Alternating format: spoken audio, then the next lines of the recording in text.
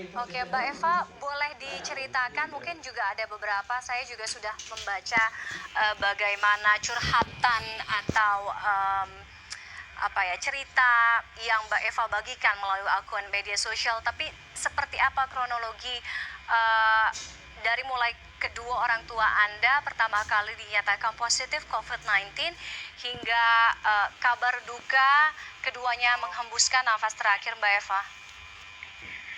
Iya, awalnya mama saya terdiagnosa sebagai tipes ya. Lalu dirawat di rumah sakit di Grogol. Setelah itu kok dadanya katanya terasa sesak. Saya curiga dia demam, batuk, terus sesak juga. Saya bilang ke adik saya, nah sepertinya itu terinfeksi dari adik saya yang waktu itu pernah menghadiri acara di Kemang, Cafe Kemang gitu loh, yang suspek nomor Acara 1 klub itu. dansa itu ya? Iya. Oke. Nah setelah itu baru saya lapor ke dokter bahwa ini minta tolong dites ini apa namanya swab test karena kemungkinan suspek corona, jadinya saya minta segera mungkin dites. Makanya dokternya juga ikut panik sih waktu saat itu. Terus dia minta dia bikin form untuk laporan ke Dinkes. Baru habis itu 2 hari kemudian baru dites, sehari kemudian baru dites. Nah setelah itu sambil menunggu dapat rumah sakit rujukan. Setelah itu setelah dapat rumah sakit rujukan di Persahabatan langsung dipindahin gitu. Setelah di sana dari hari Sabtu minggu lalu sampai terakhir mama meninggal, saya tidak pernah bertemu sama sekali gitu. Jadi emang kondisinya langsung turun terus gitu, sampai kata dokter sampai mengalami gagal organ. Oke. Jadi selama ibu dalam perawatan, Mbak Eva sama sekali belum pernah bertemu, bahkan sampai terakhir mengantarkan jenazah ke tempat peristirahatannya terakhir, Mbak Eva juga tidak hadir di sana ya? Saya waktu mama dimakamkan saya hadir. Dan itu tidak ada petugas medis atau dari rumah sakit yang seperti tadi Mbak sampaikan ya. Yang ada cuman hanya mobil jenazah dan sama diangkatnya dengan menggali kubur ya. Oh oke. Saya coba luruskan satu-satu. Jadi ketika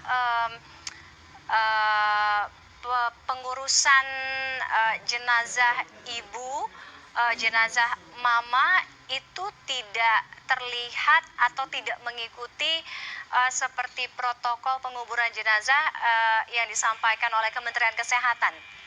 Tidak ya, ada petugas betul menggunakan APD. Tidak.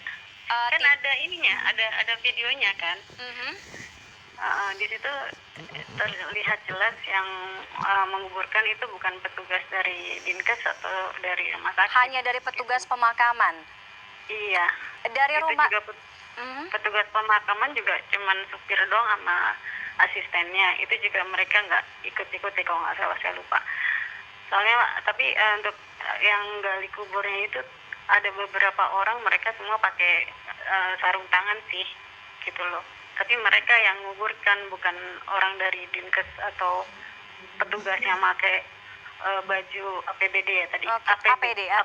Ya. Dan dari rumah sakit juga tidak disampaikan informasi mengenai ini, bahwa memang ada protokoler atau standar dan prosedur yang harus diikuti ketika pemakaman pasien COVID-19 ini.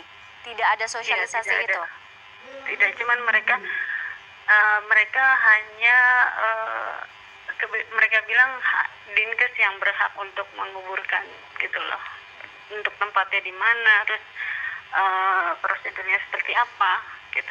Cuman saya kan nggak tahu kalau emang harus pakai petugas yang memakai baju APD tadi gitu, nggak tahu. Totalnya pas sampai di sana yang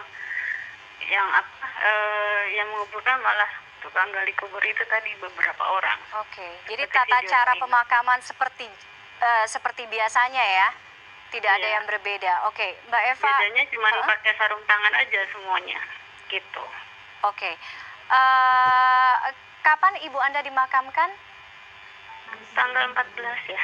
Tanggal 14 Maret. Jadi hanya beberapa hari ya, kurang dari seminggu kah selama Sorry, menjalani tanggal 19. Tanggal 19. tanggal 19 minggu lalu Hari berarti Kamis. Hari Kamis. hari Kamis. Enaknya. Dan Iya. kabar duka lainnya juga?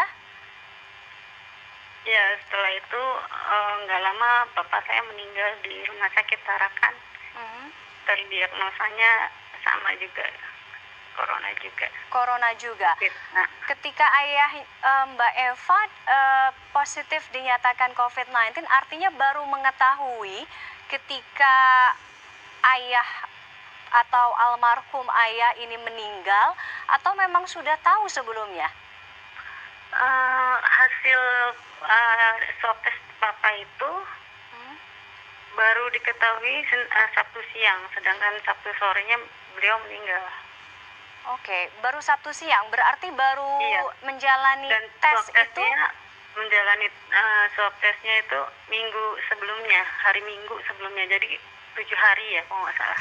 Oh, cukup lama Baru. berarti ya. Makanya saya juga bingung Karena kenapa bisa biasanya selama itu. ini swab maksud Anda atau PCR? Iya, swab. Swab. Oke, swab infonya kan 3 sampai dengan 4 hari harusnya hasilnya sudah keluar. Iya, betul. Anda menunggu 7 hari untuk ayah Anda Yes, di rumah sakit? rumah sakit Tarakan. Di rumah sakit Tarakan. Apa yang mereka sampaikan? Pihak rumah sakit, apa yang mereka sampaikan harus menunggu hasil 7 hari?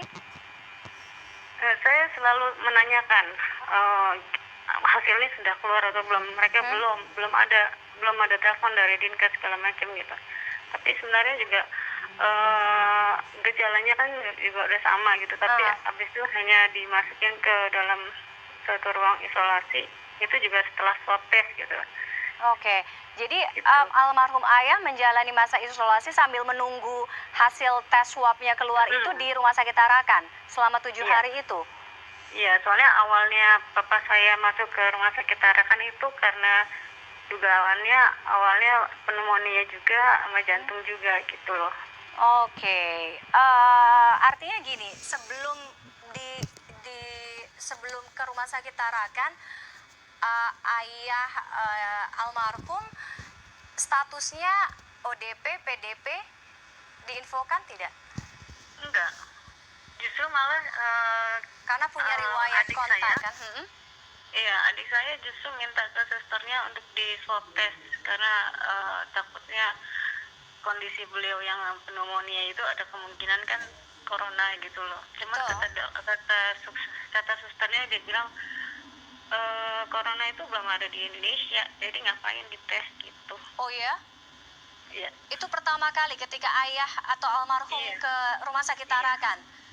Jadi Iya, tidak beberapa perlu hari. menggunakan swab walaupun riwayat Iya. kontak dengan pasien COVID-19 yang mana adalah istri, kemudian anak. Sorry, di sini papa saya udah pisah lama dengan mama saya. Oke, tapi ada kontak dengan